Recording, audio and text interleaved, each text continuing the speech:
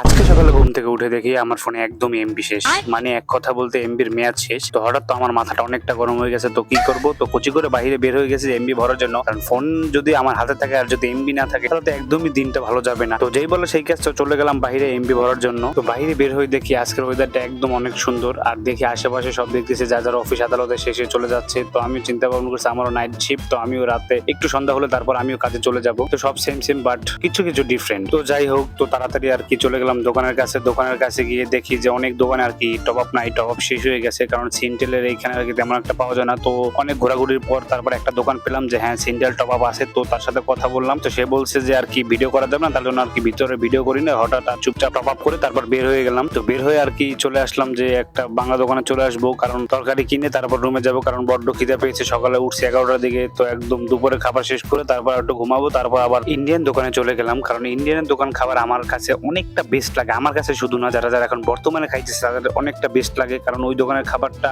আসলে অনেক সুন্দর। তো ওই দোকান থেকে খাবার নিয়ে তারপর রুমের দিকে চলে আসলাম। তো আজকের ভিডিও এই পর্যন্তই ছিল। যারা যারা আমার ভিডিও দেখতেছো তো অবশ্যই চ্যানেলটা সাবস্ক্রাইব করে দিবে। আর যদি কারো কোনো কিছু জানতে অবশ্যই আমাকে কমেন্ট করবে, নো প্রবলেম। তো আজকের ভিডিও এই পর্যন্তই ছিল। তো একটা তো সাবস্ক্রাইব পাই তাদের উদ্দেশ্যে, তাই না? তো আজকের ভিডিও এই পর্যন্ত ছিল। তো সবাই ভালো থাকবে, সুস্থ থাকবে, আল্লাহ হাফেজ।